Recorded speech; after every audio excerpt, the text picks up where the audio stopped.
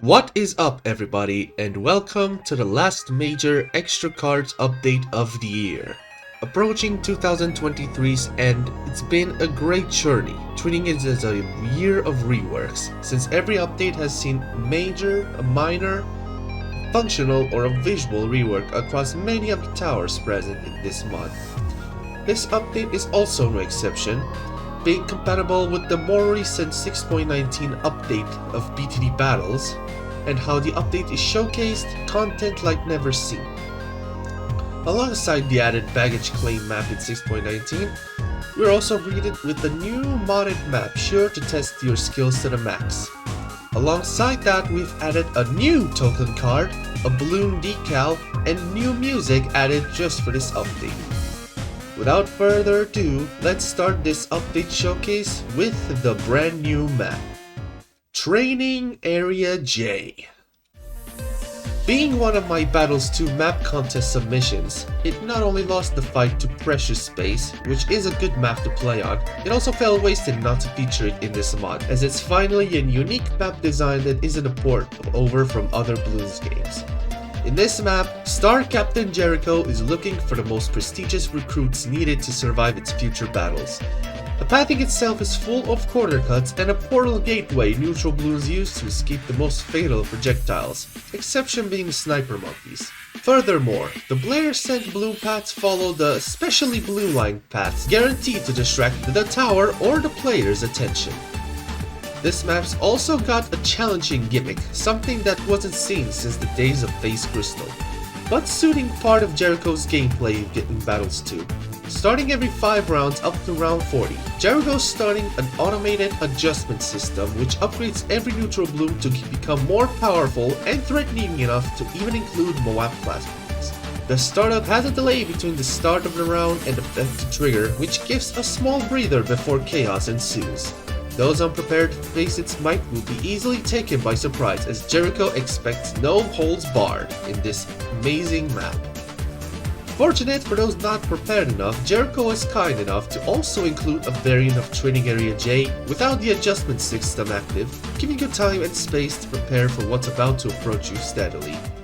Now before we go on, Battle 6.19 has swapped the set and neutral paths of Off-Piste to give it a more fair chance with less skips, as it was proven to be one of the most skipped maps in all of Battles. Though I know some people like the old layout. Seriously, tell me who liked the old layout. It's here to stay in the mod under the new name Backcountry. Do not worry, both maps have been fixed out of that awful shield problem of TF service in this mod. In this XtraCards update, we're expanding further beyond with token card possibilities. Introducing the Diamond Grinder, a tower taken from the fan game Bloons TD JavaScript, with functionality similar to the source material. Diamond Grinders are dartling gunner sub-towers with their movement untouched and projectiles with smart homing capabilities, high pierce blades that also provide extra ceramic damage. However, BTD.js instance of the Diamond Grinder follow the player's cursor to maximize primary defense or damage spread. Sadly, BTD Battles' limitations weren't favoring this outcome. Instead, it's been giving seeking that follows the first balloons on every map. Nevertheless, this new addition is sure to spark some exciting decks featuring this new token and its gimmick. With the new content covered, let's get into the big portion of visual changes added in this update. For starters, it was time for the Dart and Boomerang monkeys have been tweaked to follow a similar course to the other towers. Dart monkeys' left path ditches headbands for armbands, better expressing a better wrist for longer range, and Spikeables gain headbands to further showcase the Pierce rework made months ago. Similar changes can also be found for the Medieval and Christmas skin variants. Triple Dart's quivers also change darts depending on the weapon skin you equip, giving the Dart monkey more blade worth showing. The Boomerang monkeys also received a visual overhaul, especially for the lower tiers. The glaives with Sonic Boom now properly show the swing effect right when launching the glaives, and Red Hot Rank's crosspath gains a redder hue to the swing. Bionic Group Boomers re-equipped their jumpsuits when updated to multi-target and glaives, which also carries to the already shown 3-3 Boomerang design. The tribal skin has also been touched up, with more headgear design and the monkey's face paint kept across all the visible upgrades. Like the Dart Monkey, boomerangs are also given the necessary bling depending on which weapon skin you equip. The card battles icons for the BFB and ZOMG have been further updated. For one, the right eye has been properly added for both instances, courtesy of the BTD Battles 2 bad design. BFB also gets further touches. Its logo has been flipped to match the Flash version's design both in-game and in the card battles preview. Both the BFB and the ZOMG icons have been updated on the big Bloons slow and beefy Moab power cards as well. Battles TV has received better love in this mod than in vanilla battles. Now ZOMG Superdome replays and live matches have been given proper icons that other low-class arenas have received in the past. Last topic to touch on are the balance changes. Since 6.19 has also been given balance changes to towers while I've worked on my side of them, I had to compile both in a way to make them tolerable and make sense in gameplay.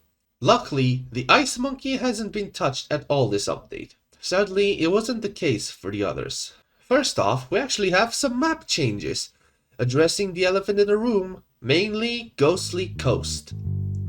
The map has been properly readjusted on both ends. The mask of the map and balloon pathings have been scaled down and are now equal length and footprint wise. Tatanka Bloons' tomb also needed a bit of a change for the bottom layer. Now both sides are occupied by pillars and vases that block tower placement, to reduce advantages on one side over the other. First start on the towers is the Dart Monkey. The Super Monkey fan club felt in need of some base attack speed buffs to not appear more than just ability fodder. The ability influence across all the tiers are also affected for a quicker tick down on the more dangerous rushes. Now the Super Monkey fan club affected by its own ability will fire much faster than you would see in a tier 2 upgrade. Bomb Shooter has seen a more inclined inconsistency fix as tier 3s took slightly more time to fire than the low tier bombs. This update has fixed that alongside the vanilla changes made to the low tier and balloon impact bombs. The Monkey Sub's Plutonium Reactor crosspathing needed a touch-up for the 4.2 variant. While the tick rate for 4.1 was understandable, airburst darts cost more than twice as much as the twin guns. Thus, the tick rate for the 4.2 variant was brought back to old standards. The Monkey Ace's forward-firing machine gun required a new coolant from overexhaustion, meaning it fires slower than before. This also affects the Dart Storm upgrade. Fortunately, the dart damage has been doubled once you upgrade it to Spectre. The Ninja's new Sabotage Flash Bomb functionality has been carried over here as well, and to extent also affects the Shadow Double from its ability. Given enough time and RNG placement, you could see it solo the most vile blue rushes with ease. Glue Gunner's 6.19 changes have also been implemented in this mod, along with a further nerf for the 2-4 Glue Striker ability, and a buff to the corrosive glue based battle powers to match the tick rate from the new 2x Glue Gunner values. At first, the Apprentice's new X2 upgrade cost made me question all the choices they've made, but the further I see it, the more sense it made with my Guided Sense upgrade, splitting the cost in half for camo detection and a new attack that can be affected by the Intense Magic upgrade. All of the Super Monkey's upgrades except the Temple received price adjustments. For one, the Laser and Super Range upgrades got a big price cut to give them more a chance to be used in needed occasions. Plasma Blast has seen a 10% price up given a price cut of Laser Blast and not be too cheap. Epic Range also got a small price cut, but in turn increases the projectile speed and a lifespan across all attacks by an additional 20% of the old total. Please note that the Temple's sacrifice attacks are not affected by this Epic Range change. Soundglass cost has been readjusted from the previous energy-based upgrade shifts and an extra 2,000 given from the latest 6.19 balance patch. Robomonkey's price also went down to its old cost of 9,000, the extra 1k instead going to the Techno Terror. This upgrade with Plasma Blast no longer increases attack speed, as further research showed it render useless in a real game.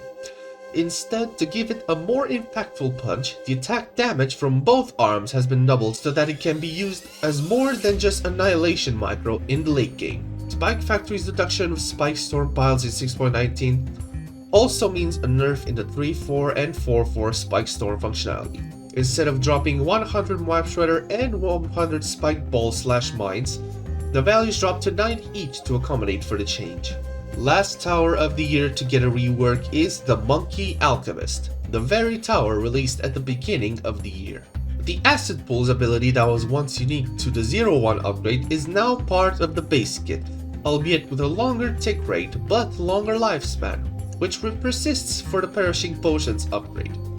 The new 0-1 upgrade, now called Stronger Acid, restores the tick rate of the pools to the old value.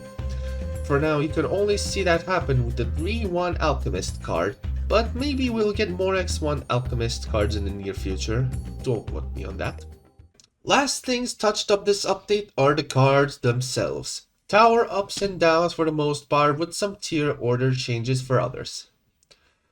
The 2-0 Dart Monkey felt useless as camo upgrade, popping only one Bloon at a time. The card has switched to a 2-1 to better serve later in the game if one runs a Dart focused deck, or for the early game if one wants more Pierce for value. The 2-2 Bomb card compared to its Assault counterpart now felt too costly for the effect it brings, its price now being reduced to become a better early game contender. The Mob Assassin card however has seen a price up, given its latest change of frag bombs dealing extra Moab damage for such cost. The 3-3 Monkey Ace has been notoriously cheap for the effect it gives back. A big price up should keep it up in check while nerfs to the extra machine gun take place. This effect also affects the 3-4 Ace card, meaning it's more expensive to drop down Never Miss Dart Storms with a guaranteed Ground Zero ability. With the aforementioned Super Monkey changes, the cards also had to have been touched up to make up for. Price buffs for low tier Super Monkey cards, while cards with the Sun Yacht upgrade didn't receive much love. The 2-4 Technoterror has also been reduced to 1-4 card instead, given the previous buff, though with enough feedback it could be changed back to a 2-4 with a price nerf instead. Apprentice cards aren't fortunate either. The 1-2 and 4-2 card nerfs were given due to the recent 6.19 change to Monkey Sense, as new costs reflect their current strength. The 2-3 Apprentice felt too strong for its low price, so the Lightning upgrade has been stripped off. 3-3 has also seen a price up due to its recent Intense Magic touch-ups. Recent research with the 3-3 Darling proved its old cost was too much for its power. The new value given should be of a better understanding of its destructive power against the most regular Bloons.